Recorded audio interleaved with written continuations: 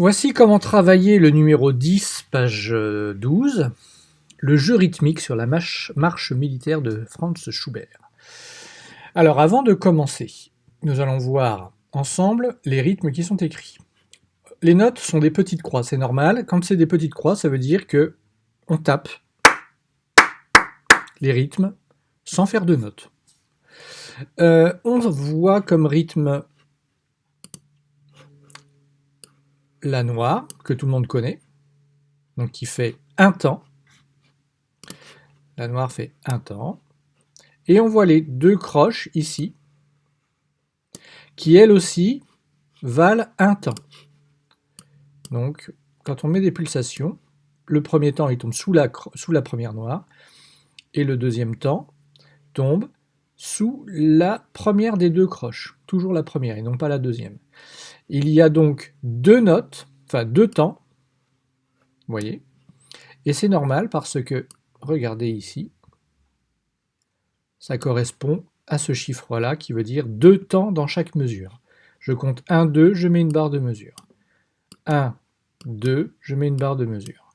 1, 2, etc. une barre de mesure. 1, 2, et je mets une barre de mesure. Regardez cette barre de mesure, elle est toute bizarre. Alors j'efface. Cette barre de mesure, elle est particulière. Vous voyez ? On appelle ça une barre de reprise. En fait, ici, il y a même deux barres de reprise. Si j'efface, si j'essaye d'effacer, voilà. On ne s'occupe pas de cette partie-là. On voit ici une première barre de reprise, c'est la même chose que celle-ci, là. Voilà.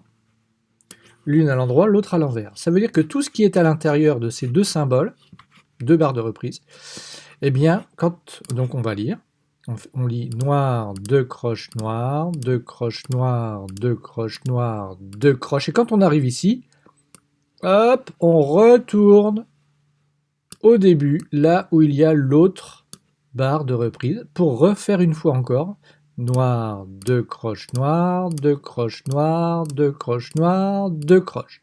Quand on arrive là et qu'on est déjà passé par la deuxième fois, eh bien on continue. Donc on continue ici, noir, chut, noir, chut, noir, chut, noir, chut. Qu'est-ce qu'on voit ici? Encore une barre de reprise. Alors cette barre de reprise, elle va correspondre à celle-là. Quand on arrive à la fin de la ligne, on recommence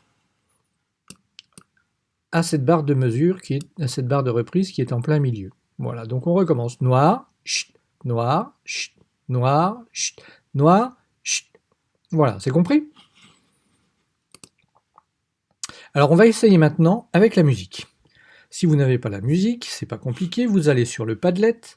Le Padlet, vous voyez, voilà, ce Padlet là, vous cliquez sur la musique et c'est parti, là, le petit triangle. Alors, la musique va démarrer en fait un petit peu avant, ça ils l'ont pas écrit sur la partition, c'est dommage.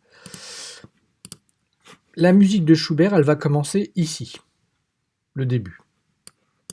Donc nous, on va attendre.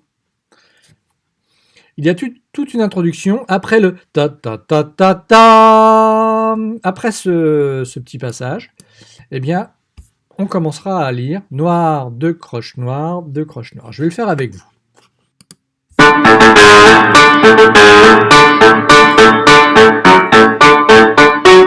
c'est parti.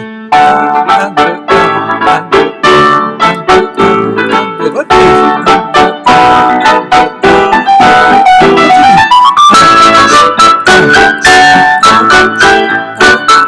reprise.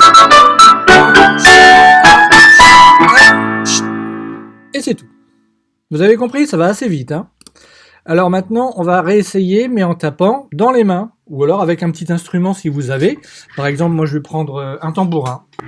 J'ai un tambourin avec moi, vous pouvez prendre, si vous n'avez pas de tambourin, c'est pas grave, vous prenez, vous tapez avec un crayon sur la table, comme ça.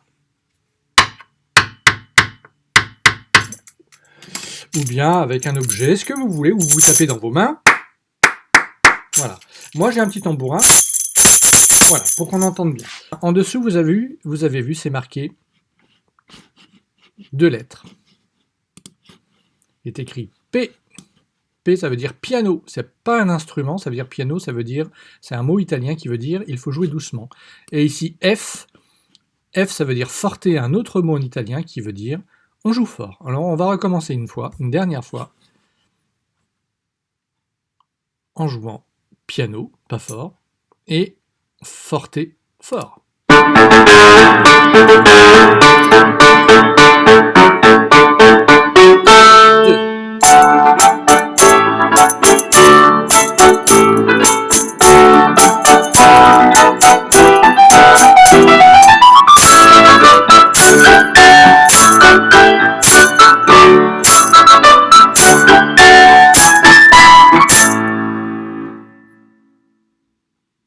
Vous avez bien compris?